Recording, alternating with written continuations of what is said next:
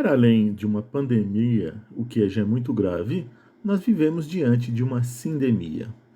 A sindemia é algo muito mais abrangente do que pandemia.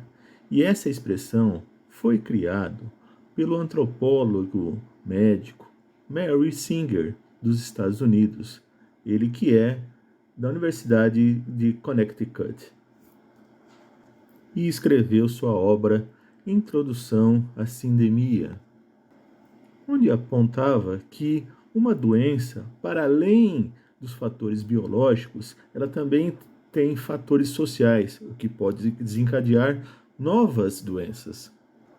E naquele estudo, ele mostrava como a HIV, pelos seus fatores sociais, acabavam ajudando a proliferar ainda mais a tuberculose. Portanto, já vemos aqui as questões das condições sociais como fundamentais para a proliferação de novas doenças. Agora, com a Covid-19, isso está ocorrendo novamente. E essa ideia já é compartilhada por outros cientistas de diferentes partes do mundo, além de publicações científicas fundamentais, como é a The Lancet. Aqui no Brasil, cientistas da Fiocruz já começam a trabalhar com essa concepção. Mas o que isso mudaria no combate ao vírus?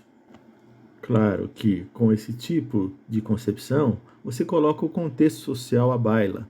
Você destaca aí, portanto, as desigualdades sociais espalhadas pelo mundo.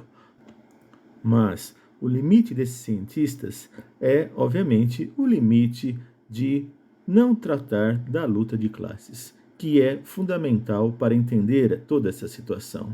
E é isso o que diferencia aqui a nossa análise. Quando, no primeiro trimestre de 2012, a Organização Mundial de Saúde passou de epidemia para pandemia, o caso da Covid-19, não se sabia naquele momento se a Covid-19 poderia ter mutações, se ela poderia ter reinfecção. Sabia-se muito bem que era necessário vacina e também não se tinha naquele momento. Ora, acontece que o tratamento mundial passou a ser feito sem sincronia, sem coesão. E isso até depois da descoberta da vacina. Ou seja, basta lembrar que apenas 3% da África foi vacinada. Lembrando que 3% eram os dados de setembro de 21. E passados 5 meses, onde os países centrais já estão na terceira dose, em pleno fevereiro de 2022, a vacinação da África está em apenas 11%. Alguns países já estão aí na sua quarta onda, porque é uma sanfona, abre e fecha, porque não tem sincronia, né? E também porque há uma prevalência de uma vida liberal, de uma prática liberal. Portanto, seja em termos de filosofia de vida, seja em termos econômicos, o liberalismo é o que comanda o mundo. Portanto, o que nós vivemos aí em função da Covid-19 é uma decorrência também desse liberalismo no mundo. Ora, vejam que o Brasil, que já passou, portanto, aí de 70% da vacinação, mas as desigualdades internas são, assim, gigantescas. Você vê aí o estado de Roraima, que não chegou nem a 35% de vacinação. Então não adianta, você não vai ter a imunidade por vacina num país com desigualdades regionais tão grandes. E claro, sabemos de onde vem isso, vem do governo federal, né? Mas vejam, à medida que hoje se trata da pandemia, e eu vou chamá-la aqui de sindemia, porque eu estou entendendo que não é uma pandemia, e sim uma sindemia. O que quer dizer isso? A sindemia é quando você tem aí a ideia de que uma doença com outra doença, esse 1 mais 1, as consequências e os danos são muito mais do que 2. Para explicar, vejam só, em função da Covid-19, muita gente não fez exames rotineiros nesse período, adiou operações, teve gente que desenvolveu síndrome de pânico ou agravou sua síndrome de pânico, depressão, agorafobia, que é também uma decorrência da depressão. Vocês vão ver muito essa doença naquela situação onde a pessoa tem medo de pavor de situações de aglomerações, não quer sair de casa. Além disso, a Covid-19 produziu nas pessoas que ficaram em casa obesidade, ou ao contrário, né? Bulimia, anorexia, gente que perdeu totalmente o apetite. Então, vejam que, e sem contar que aqueles que adquiriram a Covid-19 ficaram aí, ó, teve gente que ficou mês para se recuperar, ficou com sequelas. Então, na verdade, a sindemia aqui tem a ver com os fatores humanos, né? Tem a ver com as classes sociais também, porque mesmo aqueles que estão falando em sindemia, que é uma parte da medicina, né? Na verdade não tratam da questão classista, porque é isso que é fundamental. Nós sabemos que, por exemplo, no Brasil, nos Estados Unidos, a população negra está muito mais afetada pela Covid, né? Está morrendo muito mais do que os brancos. Nós sabemos que os pobres em ambos os países, inclusive continentes afora, morrem muito mais do que os ricos. Então, essa é o traço dessa sindemia. E vejam, quando apareceu a Covid-19, né, não se sabia que ia ter mutações, até surgir a primeira mutação, a mutação alfa, lá no Reino Unido. Depois tivemos aí a beta na África do Sul, a gama de Manaus, a Delta da Índia, que era mais transmissiva, né, e passou a dominar o mundo, né? E tivemos também aqui na América do Sul a Lambda, né, que atingiu aí alguns países, veio do Peru, mas chegou até a Argentina, e agora, novamente, ali na África do Sul, a Ômicron. Ou seja, à medida em que você tem essa dissincronia, não tem coesão no tratamento, claro que você vai criando todas as condições para você ter as mutações e cada vez mais, até poder ocorrer um momento de você ter uma mutação que transplante, né, que supere a eficácia das vacinas. Aí a gente literalmente voltaria para a estaca zero. Mas é assim que é o capitalismo, é assim que é tratado as questões de sindemia no capitalismo, ou seja, um tratamento totalmente desigual. Enfatizo, como é que você justifica, em pleno final de 2021, apenas 3% da África ter sido vacinada? Por quê? Porque, do ponto de vista capitalista, é o continente mais pobre, portanto, é aquele que vai sofrer as piores consequências. Não se verifica a quebra das patentes. Claro que, obviamente, os laboratórios têm que se enriquecer e se enriqueceram mais do que já eram, né? Então, você não tem quebra de patentes, você tem o discurso negacionista espalhado aí pelo mundo, né? E aqui é o foco central. Aliás, pode ver, né? Você tem aí, em nome desse negacionismo, colocando, portanto, em risco a própria humanidade e não se faz nada contra o próprio Bolsonaro. O mundo não reage contra o Bolsonaro, né? Então, vejo que nesse mercado global, simplesmente, né, o mundo liberal faz com que você tenha aí a liberdade para que as nações, os governos, ajam do jeito que acharem melhor. Ou seja, existe aí uma Organização Mundial da Saúde que simplesmente não impõe, não apita nada. Ou seja, você teria que ter um tratamento via vacinas para o mundo todo e simplesmente há negacionismos, há governos como o nosso que simplesmente não faz da vacinação uma obrigatoriedade e estamos nessa situação. Por isso que essa filosofia de vida, essa política econômica liberal vai manter o vírus para o resto da vida. Sinto muito.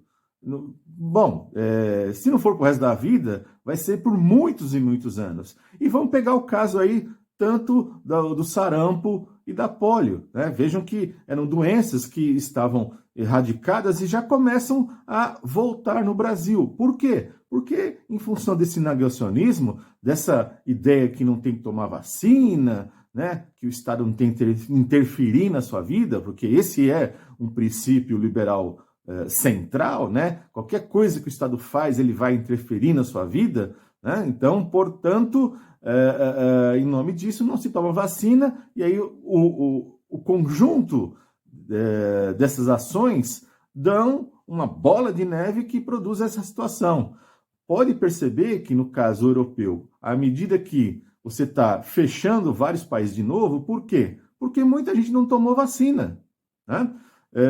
Veja o caso, por exemplo, da França, um dos casos mais emblemáticos, né? Você teve ali, quando o Macron disse, né, vai ter que ter o atestado de vacina, né, o passe sanitário, para você poder frequentar restaurante, show. Quando ele decretou isso, em menos de em 2, 3 dias depois, foi mais de 1 milhão de vacinações. Porque ali a força do pensamento liberal é tremendo, né? Ainda mais um país que viveu ali Segunda Guerra Mundial, conviveu muito de perto com o stalinismo, né? Portanto, aquela ideia de o Estado sempre vai atrapalhar profundamente a minha vida. Portanto, se o Estado diz uma coisa, eu faço exatamente outra, né? É quase que um anarquismo, mas um anarquismo de perfil liberal. Portanto, um anarcocapitalismo, né?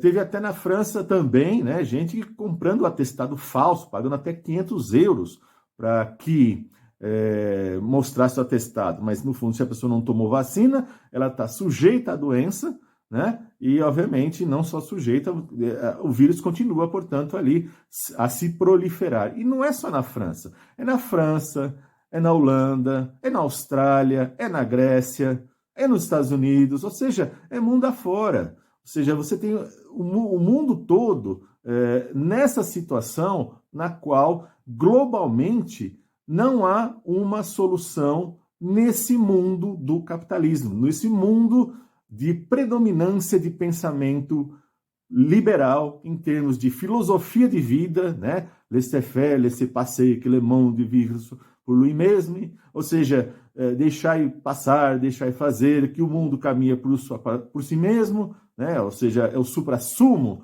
do liberalismo. Seja isso em filosofia de vida, seja isso em política econômica de governos federais, de governos estaduais e até da chamada nova esquerda. Ou seja, quando você tem aquele espírito de que a nova esquerda, um dos seus traços é não ser anticapitalista, né? É não negar profundamente o mercado. Portanto, achar que é possível socialismo com mercado. Bom, primeiro que isso não é novo, né? Já é um velho problema da Segunda Internacional, portanto, lá do final do século XIX para o XX, mas se apresentam como se fossem novos, né? Mas não são. E aí, o que acontece? Você tem as práticas desses indivíduos, não aqui no Brasil, porque no Brasil, basicamente, os negacionistas são o pessoal da direita, né? Mas veja, em alguns países da América Latina, como México, Guatemala, nos países europeus, né? Gente que se considera de esquerda, mas é dessa nova esquerda, né? Simplesmente não toma vacina, não está tomando vacina, né? Por quê? Porque acha que aquilo que o Estado diz, eu faço exatamente o contrário, né? O Estado não pode interferir em nada na minha vida, né? Então, vejam que é um conjunto de fatores, por isso que eu digo que é uma sinergia, portanto, com pandemia, dá o quê? Uma sindemia, né? Uma sindemia que nós estamos vivenciando. Portanto, a questão classista é um componente fundamental disso tudo. Eu vou pegar até o exemplo aqui do caso da Nicarágua. Do caso da Nicarágua é o caso do negacionismo. Vejam aí as informações que nós temos aí, estamos aqui apresentando, né? Informações do dia 30 de novembro. Percebam vocês que é uma disparidade tremenda da Nicarágua em relação aos seus países vizinhos. né? E não sou eu meramente pegando esses dados, né? Isso são professores universitários lá, nicaragüenses, ex-combatentes da Frente Sandinista, colocando exatamente isso, que você tem um governo do Ortega que é simplesmente negacionista. Portanto, esse negacionismo, mais não quebra de patentes, mais agir e entender o mercado como se fosse um verdadeiro Deus, né? Ou seja, isso é economia política liberal. Portanto, a ideia de que não tem que fechar radicalmente o mundo de uma só vez, por quê? Porque afetaria bolsas, afetaria negócios, afetaria transportes de matérias-primas para as indústrias, afetaria o comércio mundial, interfere no cacife político de determinados grupos, partidos, candidatos, né? Veja aqui o caso de São Paulo, Dória, né? Que apesar de ser agora candidato a presidente, ele perdeu consideravelmente seu cacife político aqui no estado de São Paulo, exatamente por ter fechado aí a cidade ou o estado em alguns momentos, né? Então, vejam que, portanto, quando se diz que o capitalismo é eficiente, é exatamente o contrário. Não estamos vendo eficácia nenhuma de forma contundente e decisiva para resolver o problema da Covid-19. Se você quer ver um exemplo prático da diferença entre pandemia e sindemia, perceba o seguinte: quando você tem lá a febre aftosa dos bois, 100% do gado brasileiro tem que ser vacinado e é vacinado. Senão, esse gado não vai ser vendido para a Europa e, sobretudo, para a China. Vejam que a China, simplesmente em função de 2 casos localizados, já ficou aí tanto tempo, mais de 3 meses, sem comércio. E simplesmente não tem discussão, não tem negacionismo entre os fazendeiros. Ah, não, o meu gado, o meu rebanho da minha fazenda não vai ser vacinado. Isso não tem discussão. Tem que ser 100%. Não é à toa que no Brasil tem 30 laboratórios de vacinas para os animais e apenas 2 para humanos, né? O Instituto Butantan e a Fiocruz. Denotam aí uma diferença simplesmente marcante. Horas, então, aí sim, esse gado bovino se trata como pandemia, né? Resolve-se de uma forma global e única.